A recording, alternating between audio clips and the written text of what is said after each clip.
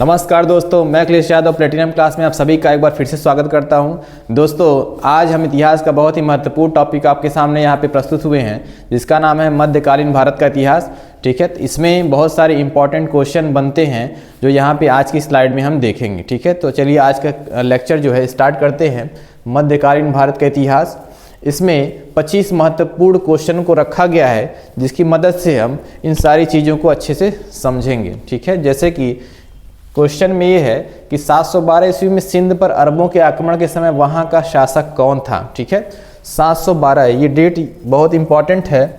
712 ईस्वी का 712 ईस्वी ये ध्यान देना है, क्योंकि 712 ईस्वी में ही सर्वप्रथम सबसे पहले है ना एक अरब आक्रमण होता है। क्या होता है? एक अरब आक्रमण होता है, अरबों द्वारा अरब आक्रमण होता है, जिसका जो शासक रहता है ना अरब आक्रमण, सबसे पहले अरब आक्रमण होता है।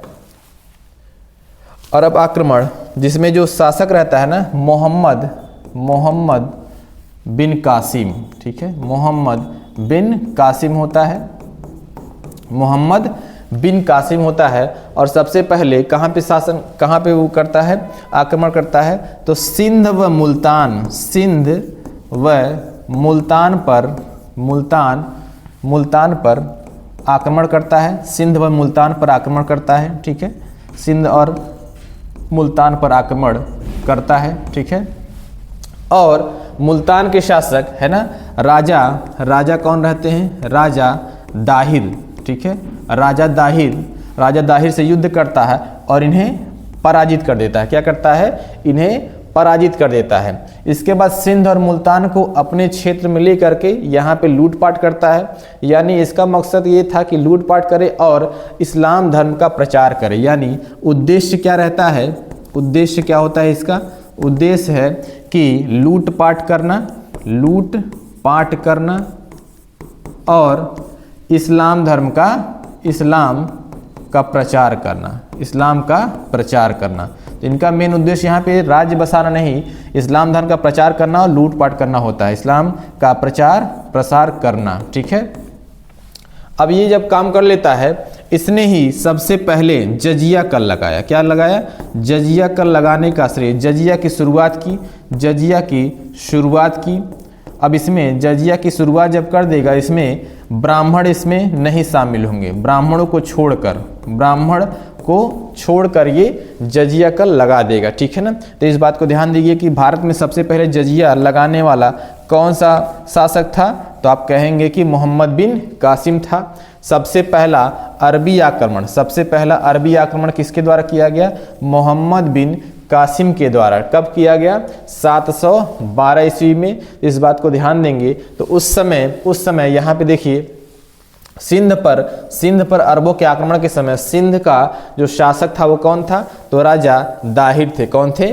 राजा दाहिर। ठीक है, तो इस बात को ध्यान रखेंगे। तो सिंध और मुल्तान दोनों को अपने कब्जे में ले लेता है। दिल्ली नगर की स्थापना की थी चौहानों ने, तोमरों ने, परमारों ने या प्रतिहारों ने? इसमें करेक्ट आंसर बताइए कि सेकंड नंबर क्वेश्चन का करेक्ट आंसर क्या होगा? यहाँ पे तोमर शासकों ने सबसे पहले दिल्ली नगर की स्थापना की थी। किसने की थी? दिल्ली नगर की स्थापना तोमर शासकों ने की थी। उस शासक का नाम क्या जिसने विजय स्तंभ टावर ऑफ विक्ट्री का निर्माण कराया था? तो राणा कुंभा, राणा सांगा, राणा रतन सिंह या राणा हमी? तो चित्तौड़गढ़ में है ना, चित्तौड़गढ़ में। ये कहाँ पे है विजय स्तंभ? चित्तौड़गढ़ में है। ठीक है, जिसमें मेवाड़ के शासक, ये शासक कहाँ थे? मेवाड़ के शासक राणा कुंभा ने विक्ट्री ऑफ टावर है ना, यानी टावर ऑफ विक्ट्री का निर्माण कराया था। इस बात को ध्यान है कि तो विजय स्तंभ किसके द्वारा निर्मित किया गया था? बनाया गया था राजा राणा कुंभा के द्वारा। कहाँ पे बनाया गया है? चित्तौड़गढ़ में बनाया गया है। पृथ्वीराज रासो निम्नलिखित में से किसने लिखा था? पृथ्वीराज रासो किसने लिखा था? Bhavabhuti, Jayadev. Most important question है, कई बार एग्जाम में, बहुत सारे एग्जाम में आया हुआ है पृथ्वीराज रासो। तो यहाँ पे यहाँ पे देखेंगे कि पृथ्वीराज चौहान है ना, पृथ्वीराज चौहान के दरबार में कवि भी थे, उनके सेनापति भी थे, बहुत महत्वपूर्ण स्थान रखते थे उनके दरबार में। नाम क्या था? चंदबरदाई, ठीक है ना। उनके दोस्त भी थे चंदबरदाई। तो फोर्थ का ऑप्शन नंबर सी हो जाएगा। पूर्व मध्यकालीन भारत के शासक राजवंशों के साथ उनकी राजधानियों का मेल यहाँ पे आपको दिखाना है। प्रतिहार है ना, प्रतिहार या परिहार की कौन सी राजधानी थी? चंदेल, परमार, चालुक्य, इन सभी की राजधानी कन्नौज, खजुराहो, धार या अहिल्यावाड़ में से कौन कौन सी थी? ठीक है, यहाँ पे देखेंगे प्रतिहार वंश की राजधानी है ना कन्नौज, क्या थी? कन्नौज थी। चंदेल की खजुराहो थी। परमार या पवार की धार थी। और चालुक्य या सोलंकी की अहिल्यावाड़ थी। यानी 1 B C D, ठीक है, ए का 1, बी का 2, सी का 3, डी का 4, यानी ऑप्शन नंबर सी यहाँ पे आपका करेक्ट हो जाएगा। वर्ष 1100 में निर्मित मंदिर जो भुवनेश्वर के अन्य मंदिरों पर प्रधानता रखता है कौन सा है? राजा रानी मंदिर, कंदरिया महादेव, त्रिभुवनेश्वर लिंगराज मंदिर या फिर मुक्तेश्वर मंदिर। ठीक है, यहाँ पे देखेंगे एक इंपॉर्टेंट बात है कि भुवनेश्वर के अन्य मंदिरों पर प्रधानता रखता है कौन सा मंदिर है? तो यहाँ पे है त्रिभुवनेश्वर, यानी शंकर भगवान, भगवान शिव का ये लिंगराज मंदिर है, जो कि किसने बनवाया था? ययाति शासकों ने। ठीक है, ययाति केसरी शासकों ने बनाया था। ययाति केसरी शासकों ने बनाया था, शासकों द्वारा। और यहाँ पे 2 मंदिर की और बात करेंगे। जगन्नाथ, पुरी में 2 मंदिर हैं। पुरी में एक है आपका जगन्नाथ मंदिर है, ठीक है। दूसरा है पुरी के ही कोणार्क में, ठीक है, कोणार्क में सूर्य मंदिर। क्या है? सूर्य मंदिर। और ये दोनों गंग वंश के शासकों ने बनाया था। किसने बनाया था? गंग वंश के शासकों ने बनवाया था। ठीक है ना। कोणार्क के सूर्य मंदिर को क्या कहते हैं? ब्लैक पगोड़ा कहते हैं। क्या कहते हैं? ब्लैक पगोड़ा कहते हैं। इसको कहते हैं ब्लैक पगोड़ा। क्या कहते हैं? ब्लैक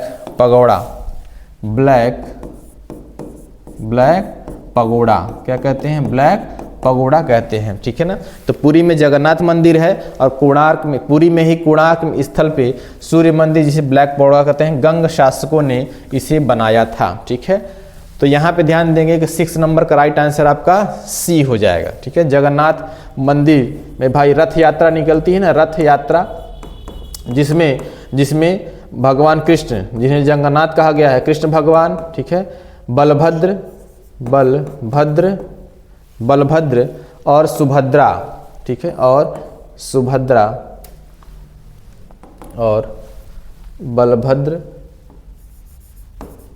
और सुभद्रा, ठीक है, इनकी बहन, यानी ये बलराम है, ये कृष्ण भगवान है, ये सुभद्रा है। इन तीनों की रथ यात्रा जगन्नाथ की यात्रा कहलाती है। पुरी में जगन्नाथ यात्रा बहुत ज़्यादा फेमस है। ठीक है, लाखों लोग इसमें शामिल होते हैं। तो 6 नंबर का राइट आंसर हो जाएगा सी। सोमनाथ के मंदिर पर 1025 में महमूद गजनवी के आक्रमण के समय गुजरात का शासक कौन था? बहुत इंपॉर्टेंट है, ये भी कई बार एग्जाम में पूछा गया है, इसलिए इसको भी IMP आप लगा लीजिए। ठीक है, IMP लगा लीजिए कि सोमनाथ के मंदिर पर डेट यहाँ पे देखेंगे 1025 में महमूद गजनवी, किसने किया था? महमूद गजनवी के आक्रमण के समय गुजरात का शासक कौन था? ठीक है, तो सबसे पहले हमने देखा कि सबसे पहला अरबी आक्रमण किसने किया था? मोहम्मद बिन कासिम ने किया था। उसके बाद होता है तुर्क, है ना, तुर्क आक्रमणकारियों का यहाँ पे दौर शुरू हो जाता है, जिसमें इसका नाम बहुत महत्वपूर्ण है, महमूद गजनवी का। ठीक है, तो उस समय शासक कौन था? भीमदेव प्रथम, सेकंड था, मूलराज फर्स्ट था, या इनमें से कोई नहीं? तो इसमें जो राइट आंसर होगा वो भीमदेव प्रथम रहेगा। कौन रहता है शासक? चालुक्य वंश का शासक भीमदेव प्रथम होता है। ठीक है, होता यह है कि सबसे पहले अगर बात करेगा भारत पर प्रथम तुर्क आक्रमण, ठीक है, तुर्क आक्रमण किसने किया? सुबुक्तगीन ने किया था। सुबुक्तगीन ने किया था, जो महमूद गजनवी का पिता था, ठीक है ना। महमूद गजनवी का कौन था पिता? सुबुक्तगीन था, ठीक। लेकिन इसके बाद गजनवी ने क्या किया? गजनवी ने भारत पर, है ना, 17 बार आक्रमण किया। कितनी बार आक्रमण किया? 17 बार। लेकिन इसका सबसे महत्वपूर्ण आक्रमण है आपका, अब 17 बार करेगा तो इसमें आपका 1000 ईस्वी से लेकर 1027 ईस्वी तक, ठीक है, के बीच में कितना आक्रमण करता है? 17 आक्रमण करता है, 17 बार आक्रमण करता है, जिसमें से 16वां आक्रमण सबसे इम्पॉर्टेंट होगा, जो कि गुजरात के, है ना, गुजरात के सोमनाथ मंदिर पे जो आक्रमण है वो सबसे महत्वपूर्ण माना जाता है, ठीक है, सबसे महत्वपूर्ण माना जाता है। इसमें इसने किसको हरा दिया था? भीमदेव प्रथम को हरा दिया था और लगभग 20 लाख दिनार की मुद्रा यहाँ से एकत्रित करके ले गया था, ठीक है। तो प्रथम तुर्क आक्रमण सुबुक्तगीन ने किया था, लेकिन सबसे ज़्यादा हानि किसने पहुँचाई उस क्षेत्र को? तो महमूद गजनवी ने पहुंचाई है। तो इस बात को ध्यान रखेंगे कि कितने बार, 17 बार आक्रमण करने वाला तुर्क आक्रमणकारी कौन था? तो महमूद गजनवी था, ठीक है। इसके अलावा इसके दरबार में कौन कौन यहाँ पे दरबार में आया? ठीक है, दरबार में कवि, दरबार में कौन था भाई? अलबरूनी, ठीक है, अलबरूनी। इसका किताब उल हिंद, है ना, इसका जो रचना है किताब उल हिंद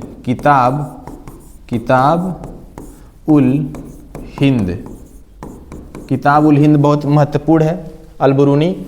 अब अलबरूनी क्या है कि पुराणों का अध्ययन करने वाला प्रथम मुस्लिम, है ना, पुराणों का अध्ययन करने वाला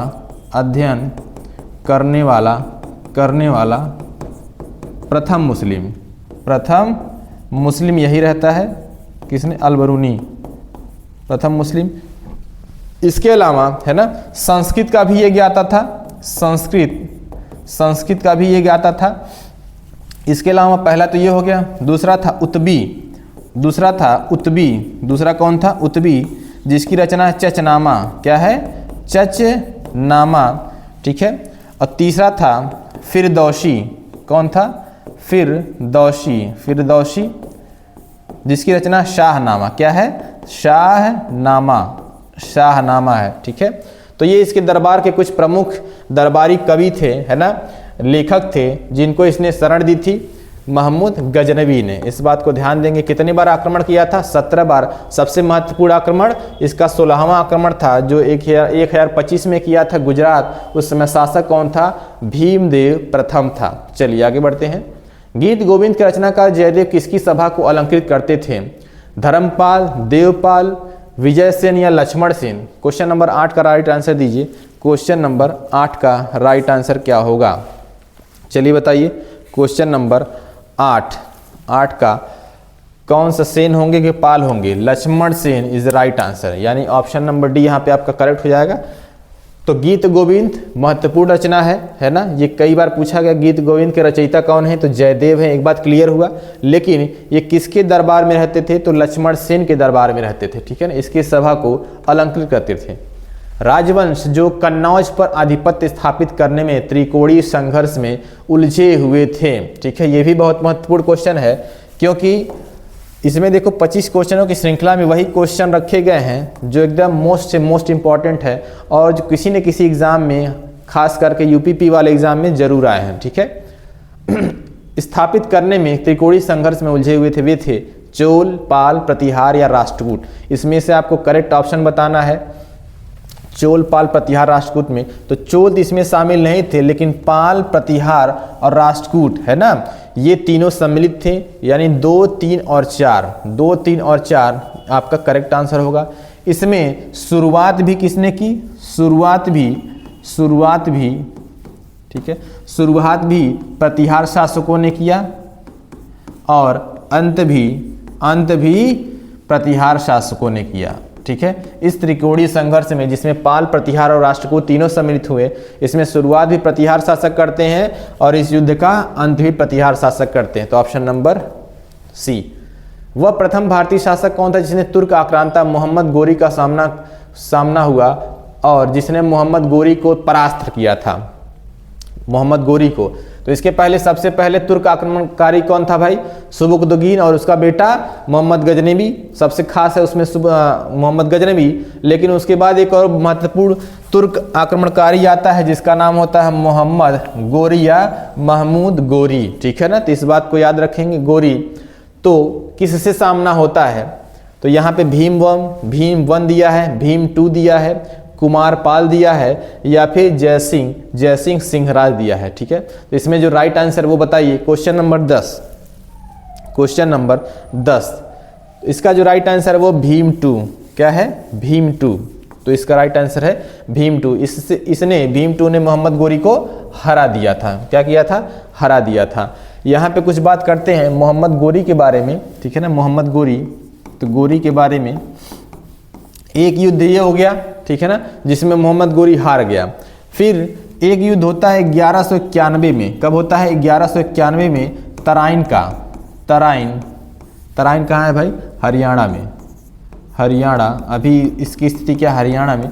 तराइन का युद्ध, ठीक है। तराइन का युद्ध क्या है? तराइन का जो युद्ध है ये मोहम्मद गोरी और पृथ्वीराज चौहान, ठीक है, और पृथ्वीराज चौहान के बीच में होता है। पृथ्वीराज चौहान के बीच में होता है, ठीक है। इसमें गोरी की हार हो जाती है और पृथ्वीराज चौहान जीत जाते हैं तराइन के पहले युद्ध में। तो इनको बेबस देखकर पृथ्वीराज चौहान इनको छोड़ देते हैं। फिर उसके बाद ये पलटी मारता है गोरी और फिर से एक साल बाद यानी अगले ही साल 1192 में फिर से अपनी सेना तैयार करके आता है और फिर से तराइन का दूसरा युद्ध लड़ा जाता है। तराइन का दूसरा युद्ध यानी कि द्वितीय युद्ध। तराइन का द्वितीय युद्ध लड़ा जाता है। फिर से इसमें गोरी प्लस, है ना, चौहान के बीच में लड़ाई होगी और गोरी अब की बार में बाजी मान लेता है और चौहान अब की हार जाते हैं, ठीक है, हार जाते हैं। जब ये हार जाते हैं यहीं से वास्तविक मुस्लिम सत्ता का भारत में उदय हो जाता है, ठीक है।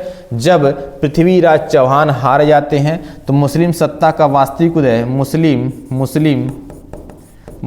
सत्ता का वास्तविक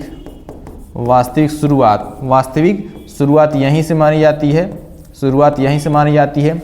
इसके अलावा मोहम्मद गोरी ने क्या किया था? मोहम्मद गोरी ने 1194 ईस्वी में चंदावर का युद्ध, ठीक है, चंदावर का युद्ध भी इम्पॉर्टेंट है। चंदावर का युद्ध भी लड़ा था। इसमें चंदावर के युद्ध में कौन कौन मुख्य रूप से शामिल था? तो गोरी तो था ही था, प्लस जयचंद था। कौन था? जयचंद। अब इसमें जयचंद कौन था? जयचंद कन्नौज का राजा था। कहाँ का राजा था? कन्नौज का राजा था, ठीक है, कन्नौज का राजा था। तो गोरी की इसमें जीत हो जाती है और ये जयचंद को मार देता है। इसमें एक सबसे प्रमुख बात ये भी है कि इसका जो सेनापति रहता है ना, बख्तियार खिलजी। क्या रहता है? बख्तियार खिलजी। एक महत्वपूर्ण सेनापति रहता है इसका, सेनापति, उसका नाम होता है बख्तियार खिलजी। बख्तियार खिलजी, क्या नाम रहता है? बख्तियार खिलजी, है ना, जो बंगाल प्लस बिहार, बंगाल और बिहार को जीत जाता है, ठीक है, जीत जाता है। और जब बिहार को जीतता है तो बिहार में स्थित, है ना, बिहार में स्थित 2 विश्वविद्यालय हैं। एक नालंदा विश्वविद्यालय है और एक विक्रमशिला विश्वविद्यालय है, ठीक है, विक्रमशिला विश्वविद्यालय है। इन दोनों को नष्ट करवाता है। क्या करता है? नष्ट करवाता है, ठीक है, और इसमें आग लगा देता है, जिसके किताबें महीने भर तक जलती रहती हैं, ठीक है ना। तो नालंदा और विक्रमशिला को ध्वस्त कराने वाला, है ना, जो सेनापति था वो किसका सेनापति था? बख्तियार खिलजी। तो आप कहोगे मोहम्मद गोरी का था। क्या था? मोहम्मद गोरी का था। जब यहाँ पे जीत जाता है सब कुछ तो अपना जो राजकाज रहता है वो अपने एक सबसे प्रमुख गुलाम यानी कि गोरी का गुलाम कौन रहता है? गोरी का गुलाम कुतुबुद्दीन ऐबक रहता है। कौन रहता है? कुतुबुद्दीन ऐबक होता है, ठीक है, ऐबक होता है। इससे भारत की सत्ता सौंप करके वो अपने देश कहाँ चल जाता है, गौर चल जाता है, ठीक है। कुतुबुद्दीन ऐबक को सत्ता सौंप देता है और अपने देश लौट जाता है तथा 1206 में ये इसकी कहानी समाप्त हो जाती है, यानी कि महमूद गौरी अपने देश लौट जाता है और यहाँ से एक नई शुरुआत हो जाती है, जिसकी शुरुआत कुतुबुद्दीन ऐबक ने की थी। और वहीं से हम पढ़ते हैं सल्तनत काल, यहीं से स्टार्ट हो जाता है आपका गुलाम वंश। क्या स्टार्ट हो जाता है, गुलाम वंश, जिसकी शुरुआत कर्ता के रूप में हम जानते हैं कुतुबुद्दीन ऐबक को। क्या करते हैं, कुतुबुद्दीन ऐबक, जो कि गुलाम वंश का संस्थापक के रूप में हम इसे जानते हैं। इसमें हमने देखा कि जो ये वाला क्वेश्चन था इसका आंसर क्या है, ऑप्शन नंबर बी।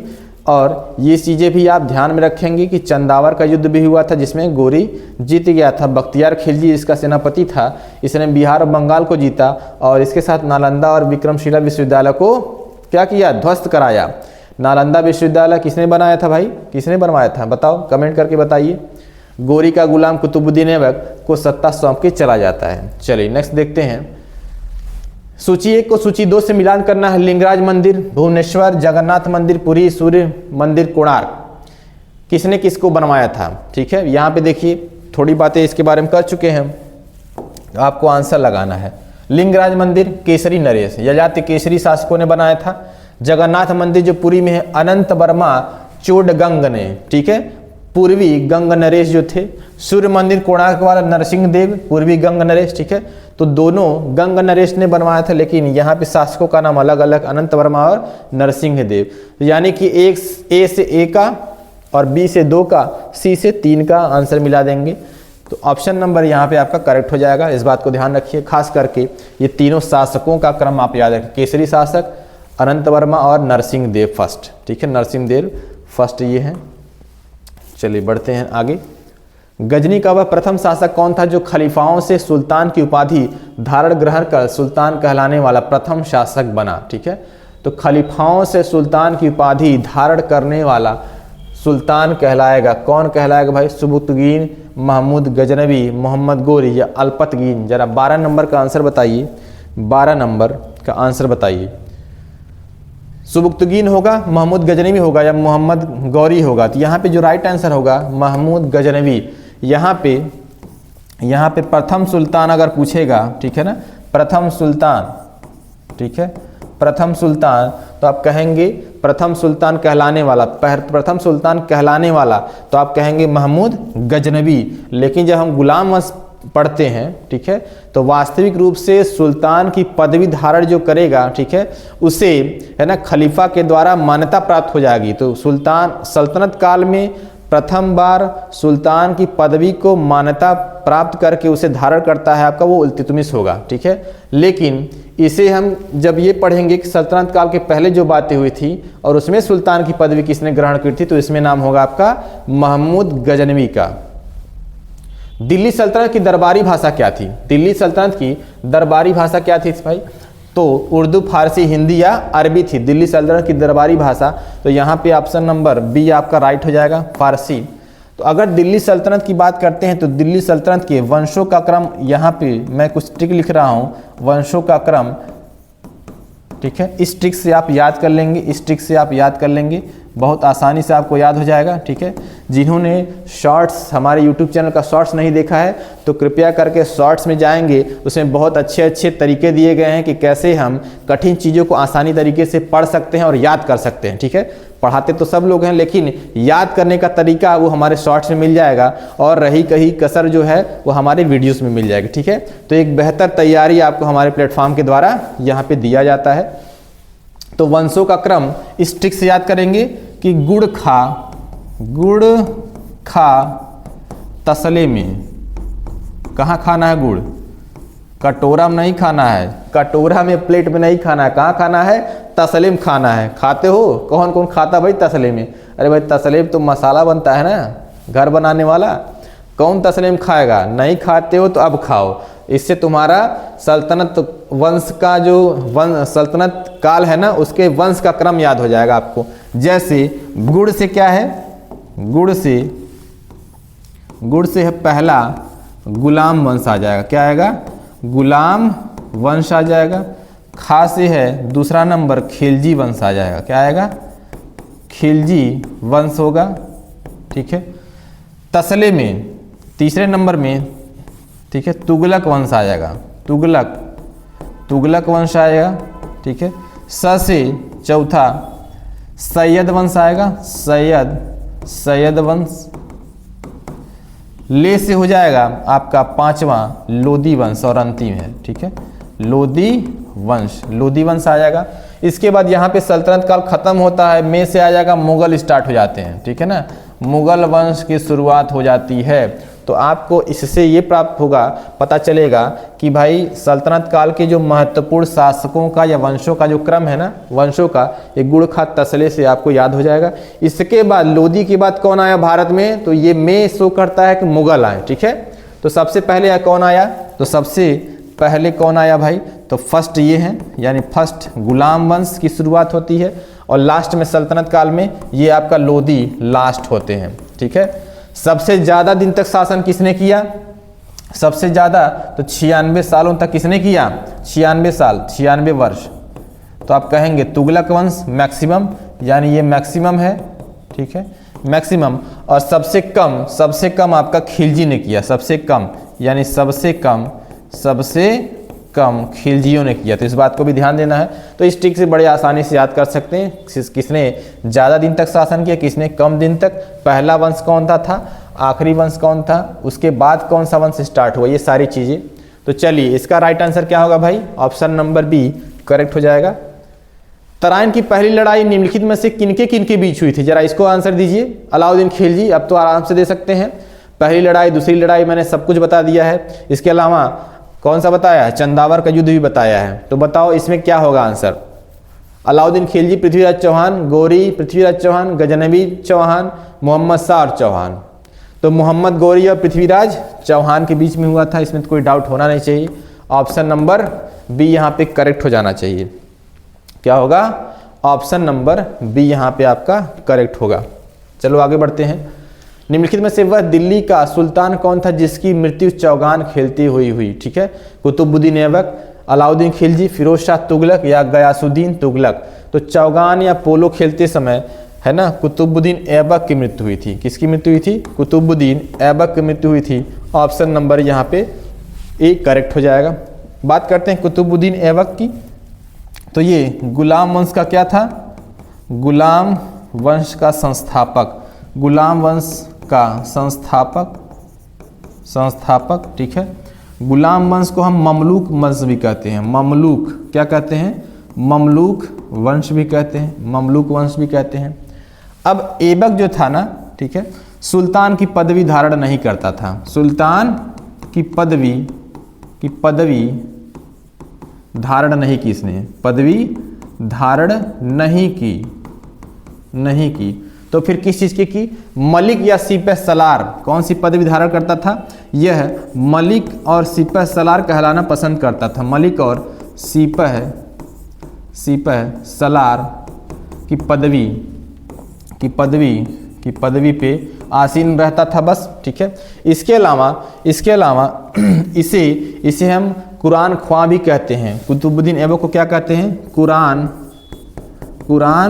ख्वां भी कहते हैं। कुरान ख्वां, भाई अजीब नाम है इसका, कुरान ख्वां। यानी कुरान का सुरीले आवाज़ में ये क्या करता था? कुरान का सुरीले आवाज़ में उच्चारण करता था, पढ़ता था। कुरान ख्वां, इसको ध्यान से देखेंगे। कुरान ख्वां यानी सुरीली आवाज़ में, सुरीली आवाज़ में कुरान का पाठ। इसके अलावा इसे लाल बख्श भी कहते थे। क्या कहते थे? लाख बख्श भी कहते थे। यानी लाखों का दान देने वाला, लाखों का दान देने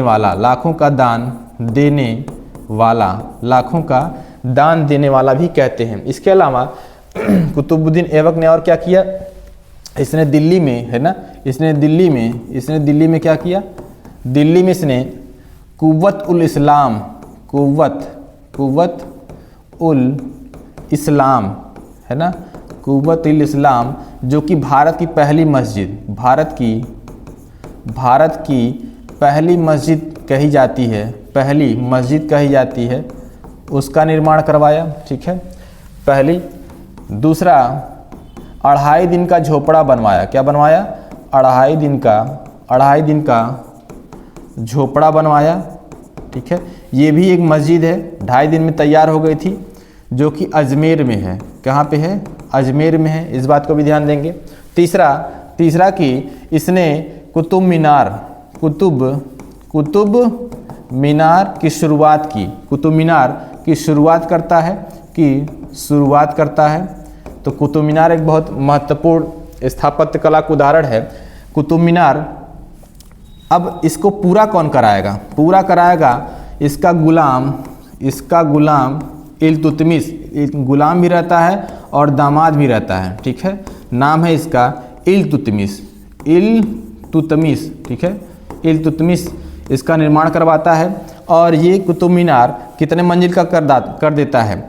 अब इसकी जो ऊंचाई है 234 फीट और 4 मंजिल का बनवाएगा, 4 मंजिल का बनवाएगा। ठीक है, इसके बाद कुतुब मीनार की एक बात और है। अब इसके बाद क्या होता है कि बिजली गिर जाती है ना, जब फिरोज शाह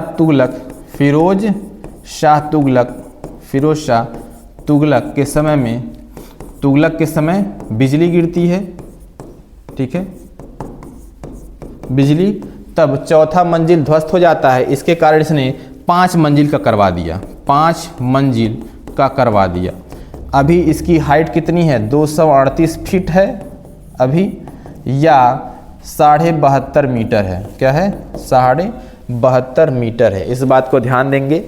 तो अभी 5 मंजिल का है कुतुब मीनार। ठीक है, पूरा किसने करवाया? इल्तुतमिश ने करवाया और बिजली गिरने से मरम्मत इसने फिरोज शाह तुगलक ने करवाई। इस बात को ध्यान देंगे। तो तीन आपकी जो चीज़ें हैं वो किसने बनवाया? कुतुबुद्दीन ऐबक ने बनवाया। और कुतुबुद्दीन ऐबक, है ना, कुतुबुद्दीन ऐबक, इसके अलावा कुतुबुद्दीन ऐबक के बारे में क्या खास है? तो 1210 में, है ना, 1210 में चौगान खेलते वक्त, चौगान यानी पोलो खेलते समय, चौगान पोलो खेलते समय घोड़े से गिरकर, खेलते समय, है ना, घोड़े से गिरकर मृत्यु हो जाती है। ठीक है, मृत्यु हो गई, घोड़े से गिरकर इसकी मृत्यु हो जाती है 1210 ईस्वी में। इस बात को ध्यान रखेंगे। तो कुव्वत उल इस्लाम, 2.5 दिन का झोपड़ा, कुतुब मीनार, ये सारी चीज़ें ध्यान रखेंगे। इसके बाद इसका दामाद, है ना, इसका दामाद और इसका जो गुलाम रहता है इल्तुतमिश, वो शासन में आ जाता है। चलिए 15 तक हो गया है। यहाँ पे देखेंगे ये 15 नंबर का राइट आंसर होगा ए। इसके अलावा 16 नंबर क्वेश्चन देखें, किसने इक्तादारी प्रथा चलाई? किसने इक्तादारी प्रथा चलाई? इक्ता मतलब क्या होता है? इक्ता, ठीक है, इक्ता मतलब नगद वेतन के बदले भूमि प्रदान करना। क्या होता है? नगद वेतन के बदले क्या देना? भूमि देना। यानी अपने अधिकारियों को या दरबारियों को जो भी, है ना, जो भी काम के बदले में देना होगा, पैसा नहीं देना होगा, भूमि देना होगा। ठीक है, देना, यही इक्ता प्रणाली कहलाता है। और इसकी शुरुआत करता है इल्तुतमिश। कौन कराता है? इल्तुतमिश करता है। तो यहाँ पे कुछ चीज़ें इल्तुतमिश के बारे में जान लीजिए। इल्तुतमिश, ठीक है, पहली बात कि ये ऐबक का गुलाम होता है। ये ऐबक का गुलाम वह दामाद होता है, वो दामाद रहता है। दूसरी बात, इसे और क्या कहते हैं? इसे गुलामों का गुलाम कहते हैं। ठीक है, गुलामों का गुलाम कहते हैं, का गुलाम, यानी ऐबक गोरी का गुलाम और इल्तुतमिश ऐबक का गुलाम, इसलिए गुलामों का गुलाम हो गया। ठीक है, दिल्ली का वास्तविक सुल्तान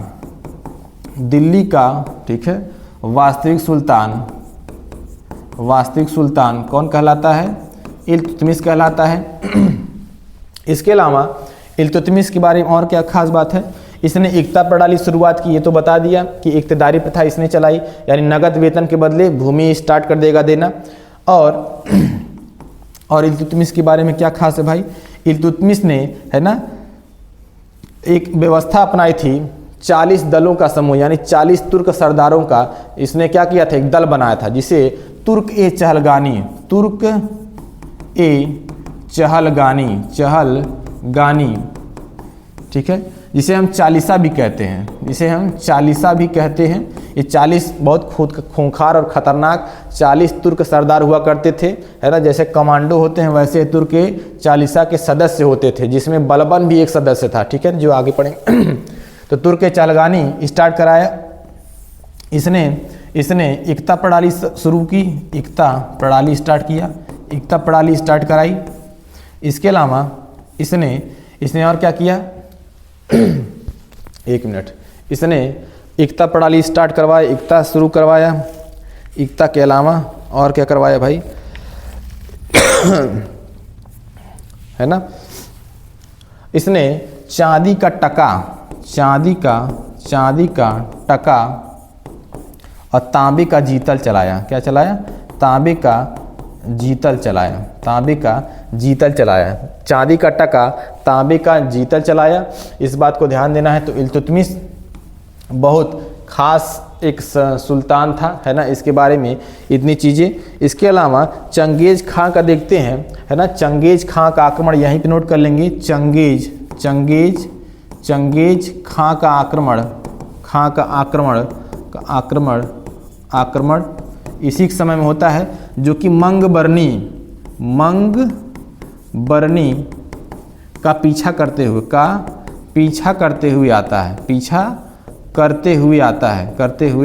आया था।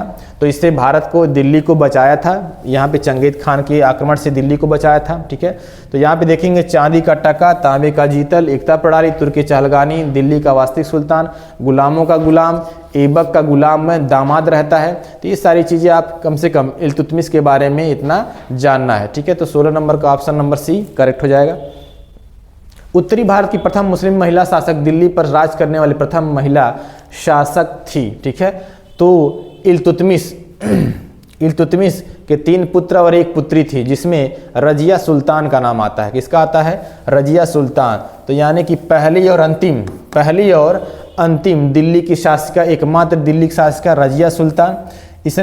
इसने क्या किया, एक आपका अबिसिनिया का निवासी रहता है, अब अबिसिनिया का निवासी होता है, ठीक है, जलालुद्दीन याकूत, ठीक है, याकूत, क्योंकि ये अफ्रीकी निवासी रहता है और अमीर आखूर के पद पर आसीन हो जाता, आमीर ए आखूर के पद पर आसीन होता है, यानी अस्तबल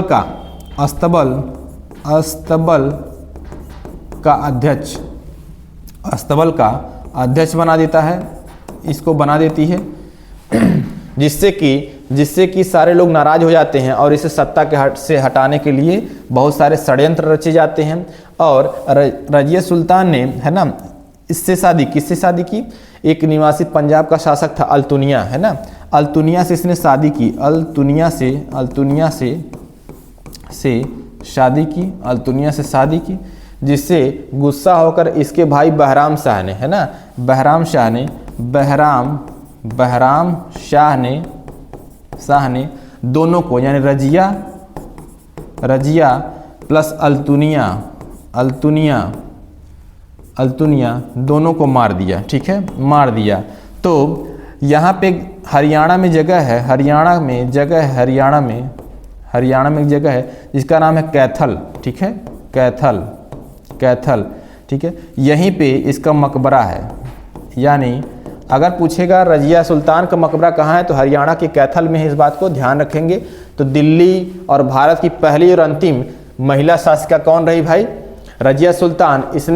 इसने पर्दा प्रथा हटा करके चोला और काबा, इसने क्या पहना, पर्दा प्रथा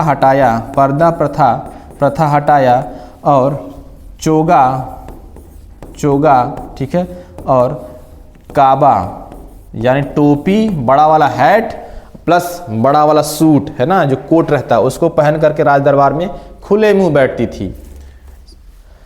निम्नलिखित में से किस खिलजी शासक ने दिल्ली के राज सिंहासन में बैठने के लिए अपने ससुर की हत्या कर दी थी? अपने ससुर की हत्या कर दी थी। ठीक है, कौन सा भाई? कुतुबुद्दीन ऐबक, जलालुद्दीन खिलजी, गयासुद्दीन बलबन, अलाउद्दीन खिलजी। बताइए, यहाँ पे राइट आंसर होगा अलाउद्दीन खिलजी। क्या होगा? अलाउद्दीन खिलजी ने अपने ससुर, ठीक है, ससुर क्या नाम था भाई? गयासुद्दीन ने जलालुद्दीन खिलजी, अपने ससुर जलालुद्दीन खिलजी की हत्या कर दी थी। ठीक है ना, सिंहासन प्राप्त करने के लिए। तो अलाउद्दीन खिलजी बहुत महत्वाकांक्षी आदमी था, इसने अपने सत्ता के लालच में अपने ससुर को मार दिया। ठीक है, अब यहाँ से देखेंगे अलाउद्दीन खिलजी सल्तनत काल का सिकंदर या द्वितीय सिकंदर, ठीक है, या द्वितीय सिकंदर किसे कहेंगे? सिकंदर किसे कहेंगे?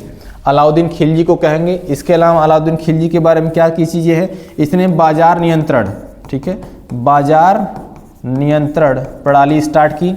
ठीक है, घोड़ों को दागने की प्रथा, घोड़ों को दागने की प्रथा, दागने की और सैनिकों में होलिया प्रणाली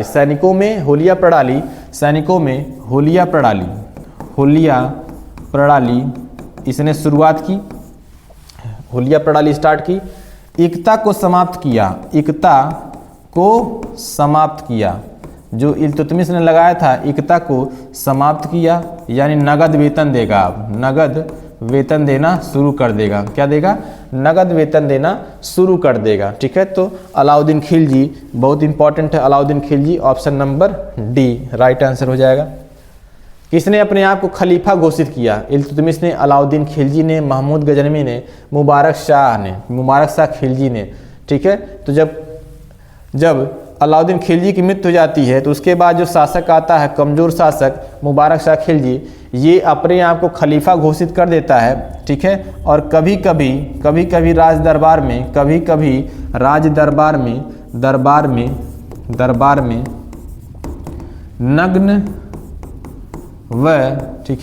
नग्न व स्त्रियों के ड्रेस, स्त्रियों का वस्त्र पहन कर आ जाता था, पहन कर आता था। ठीक है, स्त्रियों का वस्त्र पहन करके आता था मुबारक शाह खिलजी।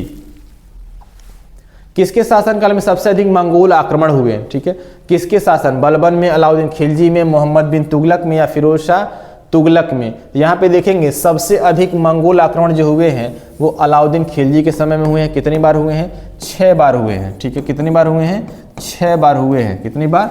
6 बार हुए हैं। बलबन के बारे में बात करें, अगर पूछेगा रक्त व लौह की नीति, रक्त और लौह की नीति, लौह नीति किसने शुरू की?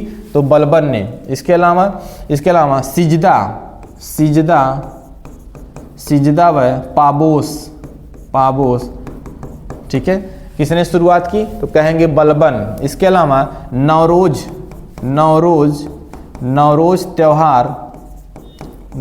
त्यौहार जो आपका पारसियों का एक प्रमुख त्यौहार होता है, नौरोज त्यौहार की भारत में शुरुआत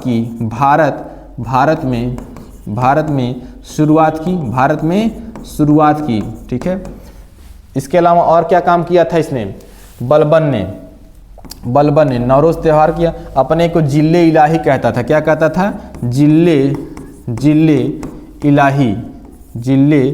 इलाही। ठीक है, ईश्वर का ये क्या था? जिले इलाही में ईश्वर का ये प्रतिबिंब था। ठीक है, ईश्वर का प्रतिबिंब। ठीक है, ईश्वर का प्रतिबिंब। ये सारी अपने बारे में ही ये सारी चीज़ें कहता था, है ना। बहुत सारे इसने नीतियों का उल्लंघन में किया, बहुत सारी नई नीति न अपनाई। तो इसमें सबसे खास है रक्त और लौह नीति किसने अपनाई? सिजदा फाबोस की प्रथा किसने चलाई? ठीक है, नौरोज त्यौहार भारत में किसने शुरुआत की, जो कि पारसियों का प्रमुख त्यौहार है? जिले इलाही अपने आप को कौन कहलाता था? ईश्वर का प्रतिनिधि क्या कहलाता था? बलबन। ठीक है, लेकिन इसका जो राइट आंसर है वो आप ध्यान रखेंगे ऑप्शन नंबर बी। दिल्ली का पहला तुगलक सुल्तान कौन था? गयासुद्दीन तुगलक था, मलिक तुगलक था, मोहम्मद बिन तुगलक था या फिरोज तुगलक था? ठीक है, तो गयासुद्दीन तुगलक, ठीक है, तुगलक वंश का प्रथम शासक था। गयासुद्दीन तुगलक के बारे में ये है कि इसने सिंचाई के लिए, ठीक है, सिंचाई के लिए है ना, इसने कुएं व नहरें खुदवाई। ठीक है, नहरें। तो सर्वप्रथम अगर पूछेगा, सर्वप्रथम है ना अपनी जनता की भलाई के लिए, सिंचाई के लिए नहरें और कुएं खुदवाने वाला शासक कौन था? तो आप कहेंगे गयासुद्दीन तुगलक। इसका राइट आंसर क्या हो जाएगा? गयासुद्दीन तुगलक हो जाएगा, गयासुद्दीन तुगलक। सन 1329 और 30 के बीच किसने तांबे के सिक्के के रूप में प्रमाण स्वरूप मुद्रा, सांकेतिक मुद्रा, टोकन करेंसी प्रचलित की? अलाउद्दीन खिलजी, गयासुद्दीन तुगलक, मोहम्मद बिन तुगलक या फिरोज तुगलक? इसका राइट आंसर दीजिए। सांकेतिक मुद्रा मोहम्मद बिन तुगलक। राइट आंसर क्या होगा? मोहम्मद बिन तुगलक, है ना। तो सल्तनत काल का मूर्ख, बुद्धिमान मूर्ख शासक, ये क्या हुआ भाई? बुद्धिमान मूर्ख शासक, बुद्धिमान मूर्ख शासक मोहम्मद बिन तुगलक। ठीक है, मोहम्मद बिन तुगलक। इसका ओरिजिनल नाम क्या था भाई? जौना खान। क्या था? जौना खान था। ठीक है, जौना खान था। इसी के नाम पर जौनपुर कौन बसाएगा? फिरोज शाह तुगलक बसाएगा। कौन बसाएगा? फिरोज शाह तुगलक बसाएगा। मोहम्मद बिन तुगलक सर्वाधिक नहरों का, है ना, सर्वाधिक नहरों का निर्माण करने वाला मोहम्मद बिन तुगलक। यहाँ पे सर्वाधिक नहरें, ठीक है, सर्वाधिक नहरें कौन बनाएगा? मोहम्मद बिन तुगलक। इसका राइट आंसर हो जाएगा, है ना। इसके 5 ऐसे काम ना, 5 काम जो असफल हुए, ठीक है, असफल हुए। इस बात को ध्यान देना है। अगर पूछेगा कौन सा ऐसा दिल्ली सल्तनत का शासक था जिसके 5 काम असफल हुए, जिसके लिए उसकी मूर्खता सिद्ध हो गई, तो वो मोहम्मद बिन तुगलक था। भारतीय इतिहास में बाजार नियमों, मूल्य नियंत्रण पद्धति की शुरुआत किसने की थी? शेरशाह सूरी ने की थी, मोहम्मद बिन तुगलक ने, फिरोज शाह तुगलक ने या अलाउद्दीन खिलजी ने? तो आपको बताया कि सभी वस्तुओं का दाम समान रहेगा, तो बाजार को नियंत्रित करने के लिए एक समान पद्धति अपनाई। ठीक है, तो ऑप्शन नंबर डी आपका राइट हो जाएगा।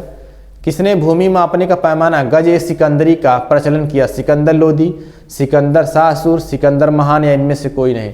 तो गज-ए-सिकंदरी सिकंदर लोदी, है ना।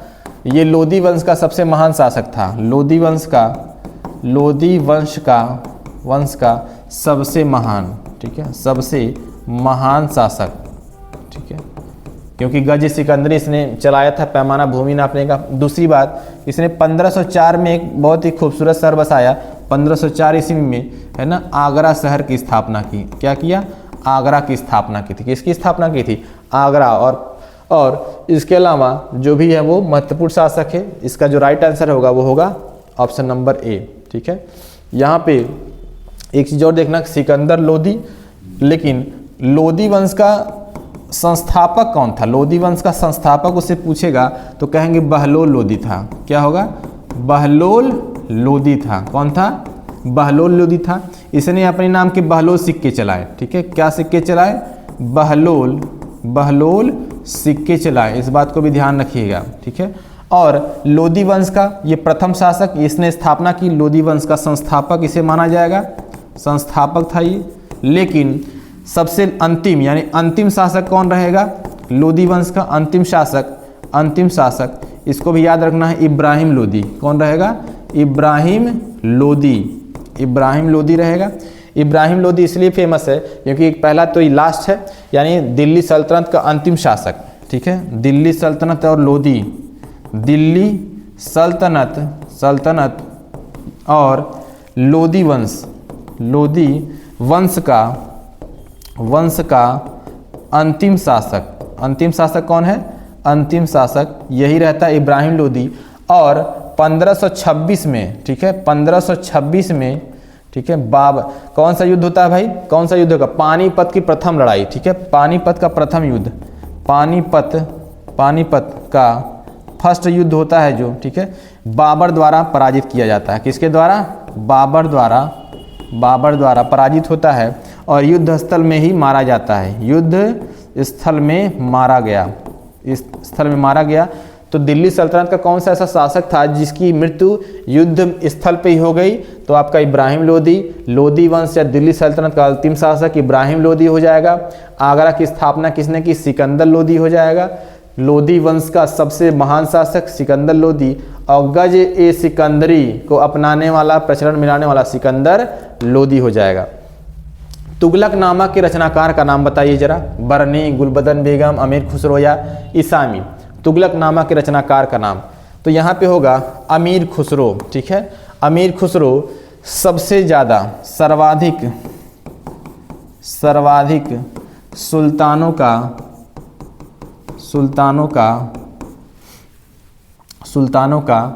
क्रम देखने वाले, सुल्तानों का क्रम देखने वाले। ठीक है, अमीर खुसरो तोता ए हिंद, इनको कहते हैं भारत का तोता, तोता ए हिंद। ठीक है, या भारत का तोता। ठीक है, भारत का तोता। और क्या किया था इन्होंने भाई? तबला का आविष्कार किया था। किसका? तबला का आविष्कार किया था, तबला का। इसके अलावा वीणा को संशोधित किया था, वीणा को